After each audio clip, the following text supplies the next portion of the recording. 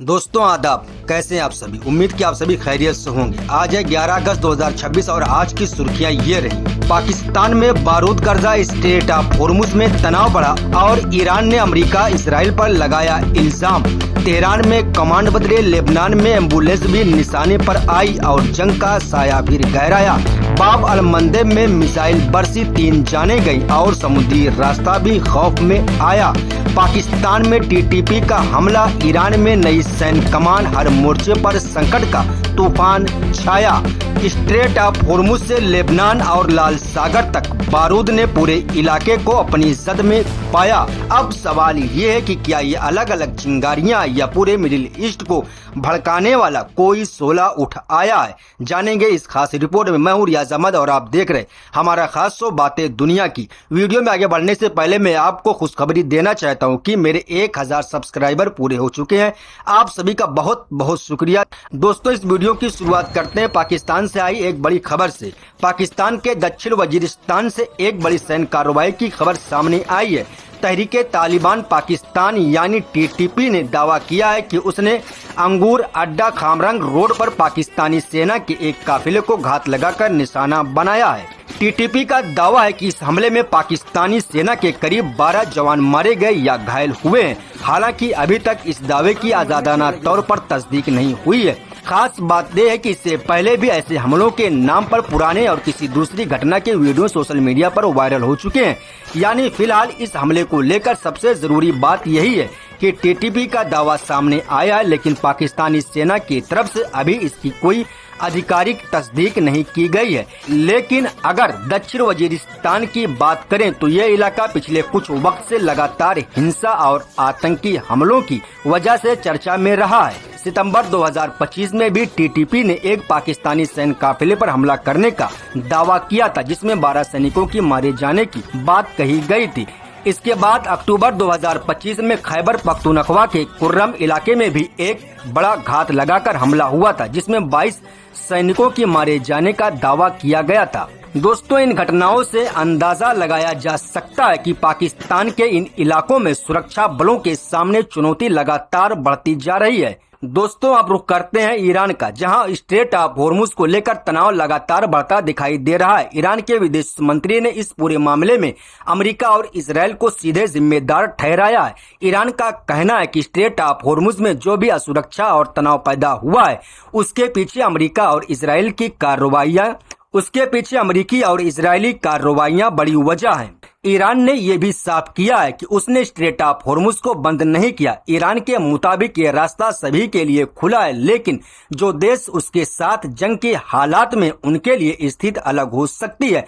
यानी ईरान एक तरफ ये पैगाम दे रहा है कि वो इस रास्ते को पूरी तरह बंद करने के पक्ष में नहीं है, लेकिन दूसरी तरफ ये भी कह रहा है कि अगर उसके खिलाफ सैन्य कार्रवाई होती है तो वो चुप बैठने वाला नहीं है। दोस्तों, इसी बीच ईरानी सेना के स्तर पर भी बड़ा बदलाव देखने को मिला है। ईरानी संसद के स्पीकर मोहम्मद बाकिर गालिबाफ ने देश की सशस्त्र सेनाओं में नई जिम्मेदारियां संभालने वाले कई बड़े कमांडरों को बधाई दी है। इन नियुक्तियों को ईरान की सुप्रीम लीडर की तरफ से जारी 6 अलग अलग फरमानों के बाद किया गया है। मेजर जनरल अली अब्दुल्लाही को ईरान की सशस्त्र सेनाओं का चीफ ऑफ स्टाफ बनाया गया। वहीं मेजर जनरल अहमद वाहिदी को IRGC यानी इस्लामिक रिवोल्यूशनरी गार्ड कॉर्प्स का कमांडर इन चीफ बनाया गया है। इसके अलावा रियर एडमिरल अमीर अली ओजामाई को IRGC नेवी की कमान दी गई है। खास बात यह है कि IRGC नेवी की जिम्मेदारी ऐसे वक्त में दी गई है जब स्ट्रेट ऑफ होर्मुज और फारस की खाड़ी की सुरक्षा ईरान के लिए बेहद अहम बनी हुई है। दोस्तों, इन नियुक्तियों से एक बात साफ नजर आती है कि ईरान इस वक्त अपनी सैन्य कमान को नए सिरे से मजबूत करने पर खास ध्यान दे रहा है। दोस्तों, हम चलते हैं लेबनान की तरफ, जहां नबातिया शहर से बेहद गंभीर खबर सामने आई है। रिपोर्ट के मुताबिक इजरायली ड्रोन ने नबातिया में एक जगह को निशाना बनाया, जिसमें 2 लोग घायल हो गए, लेकिन मामला यहीं खत्म नहीं हुआ। घायलों को बचाने के लिए अल रिसाला एसोसिएशन की एक एम्बुलेंस मौके पर पहुंची। आरोप है कि इसके बाद ड्रोन ने दूसरी बार हमला किया और इस एम्बुलेंस को भी निशाना बनाया गया, जिससे उसे नुकसान पहुंचा है। लेबनान के स्वास्थ्य मंत्रालय ने इस हमले की कड़ी निंदा की है। मंत्रालय का कहना है कि मेडिकल और राहत पहुंचाने वाली टीमों को निशाना बनाना अंतर्राष्ट्रीय कानून यानी आलमी कानून का गंभीर उल्लंघन है। सबसे अहम बात यह है कि यह घटना अप्रैल 2025 में लागू हुए संघर्ष विराम के बावजूद सामने आई है, यानी सीजफायर के बावजूद दक्षिण लेबनान में तनाव और सैन्य कार्रवाई पूरी तरह खत्म नहीं हुई है। फिलहाल इजरायली सेना की तरफ से इस घटना पर कोई आधिकारिक टिप्पणी नहीं आई है, लेकिन इस घटना ने एक बार फिर से सवाल खड़ा कर दिया कि अगर युद्ध के बीच घायलों को बचाने वाली एम्बुलेंस भी सुरक्षित नहीं रहती है तो आम लोगों की सुरक्षा कितनी मुश्किल हो चुकी है, इससे इस बात का अंदाजा लगाया जा सकता है। दोस्तों, अब इस वीडियो की एक और बेहद गंभीर खबर बाब अल मंदेब समुद्री रास्ते से आई है। रिपोर्ट के मुताबिक एक व्यापारिक जहाज को मिसाइल से निशाना बनाया गया, जिसमें 3 क्रू मेंबरों की मौत हो गई।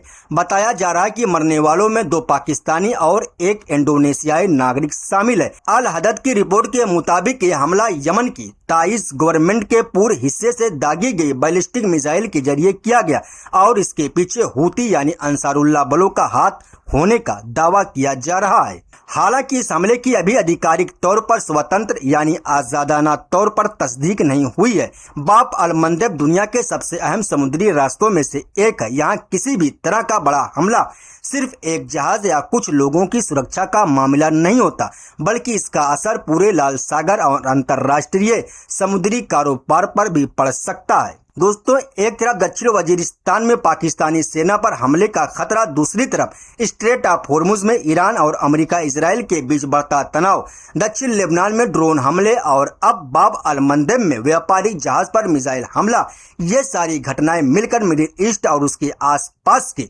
पूरे इलाकों में बढ़ती असुरक्षा की एक बड़ी तस्वीर दिखा रही हैं। वहीं दूसरी तरफ मिडिल ईस्ट से एक ऐसा फैसला सामने आया जिसने पूरे इलाके की बदलती सियासत पर बड़ा सवाल खड़ा कर दिया है। तुर्की, सऊदी अरब और पाकिस्तान के बीच बने मक्का डिफेंस पैक्ट में शामिल होने के लिए मिस्र ने फिलहाल साफ इनकार कर दिया है। पहली नजर में ये सिर्फ एक देश का किसी सैन्य समझौते से बाहर रखना दिखाई देता है, लेकिन अगर इस फैसले की गहराई में जाएं तो इसके पीछे मिडिल ईस्ट की बड़ी ताकतों के बीच चल रही खींचातान नजर आती है। सबसे बड़ा सवाल यही है कि आखिर मिस्र ने इस गठबंधन से दूरी क्यों बनाई। जब तुर्की खुद काहिरा को इस नए सुरक्षा ढांचे में लाने की कोशिश कर रहा था तो मिस्र ने दरवाजा बंद क्यों कर दिया। और क्या ये सिर्फ आज का फैसला है या इसके पीछे आने वाले वक्त की कोई बड़ी रणनीति छिपी हुई है। दरअसल मिस्र की सबसे बड़ी मजबूरी उसकी विदेश नीति का संतुलन है। काहिरा के अमेरिका के साथ पुराने और अहम रिश्ते हैं, दूसरी तरफ इसराइल के साथ भी मिस्र के पूर्ण राजनीतिक संबंध है। ऐसे में अगर मिस्र किसी ऐसे सैन्य गठबंधन का हिस्सा बनता है जिसमें सामूहिक रक्षा का प्रावधान हो और उसकी विदेश नीति पर दबाव बढ़ सकता है, यानी अगर इस गठबंधन का मुस्तकबिल किसी वक्त इसराइल या उसके करीबी देशों के साथ टकराव की तरफ जाता है तो मिस्र खुद को एक मुश्किल स्थिति में फंसा हुआ पाएगा। यही वजह है कि काहिरा शायद अभी किसी ऐसे कदम से बचना चाहता है जिससे उसके अमेरिका और इसराइल के साथ रिश्तों में नई परेशानी पैदा हो। मिस्र की सोच साफ हो सकती है, किसी एक खेमे के साथ पूरी तरह खड़े होने के बजाय दोनों तरफ के दरवाजे खुले रखे जाएं। लेकिन कहानी सिर्फ इसराइल और अमेरिका तक सीमित नहीं है, इसके पीछे सऊदी अरब और यूएई के बीच बढ़ता तनाव भी एक अहम वजह माना जा रहा।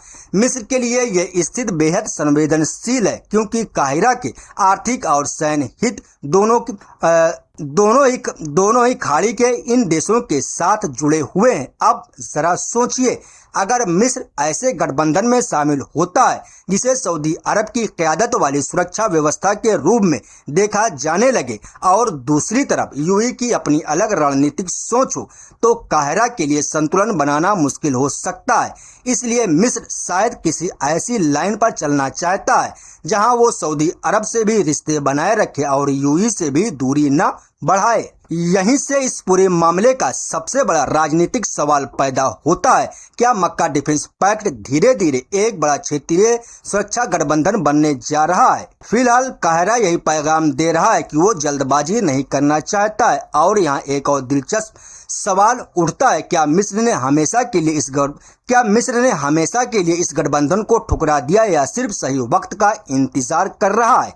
तुर्की की उम्मीद अभी खत्म नहीं हुई है। अंकारा को लगता है कि अगर ये गठबंधन आने वाले समय में अपनी विश्वसनीयता साबित करता है और क्षेत्रीय खतरों के खिलाफ प्रभावी सुरक्षा देने में कामयाब होता है तो मिस्र का रुख बदल सकता है, यानी आज का नहीं कल का हाँ भी बन सकता है। लेकिन इसके लिए तुर्की और सऊदी अरब को पहले ये साबित करना होगा कि ये गठबंधन सिर्फ कागज पर बना हुआ समझौता नहीं है। उन्हें ये दिखाना होगा कि जरूरत पड़ने पर यह सुरक्षा, सैन्य सहयोग और रणनीतिक जवाब देने की वास्तविक यानी हकीकी ताकत भी रखता है। अगर ये गठबंधन मजबूत हो गया तो मिस्र के सामने दो रास्ते होंगे। पहला रास्ता बाहर रहकर अमेरिका, इजराइल, सऊदी अरब और यूएई सभी के साथ अपने रिश्तों को संतुलन बनाए रखना। दूसरा रास्ता बदलते क्षेत्रीय समीकरण को देखते हुए बाद में इस गठबंधन में शामिल होना। अब सबसे बड़ा सवाल यही है कि आने वाले वक्त में मिडिल ईस्ट किस तरफ जाएगा। क्या तुर्की, सऊदी अरब और पाकिस्तान का यह सुरक्षा गठबंधन एक बड़े मुस्लिम क्षेत्रीय सुरक्षा ब्लॉक में बदल जाएगा?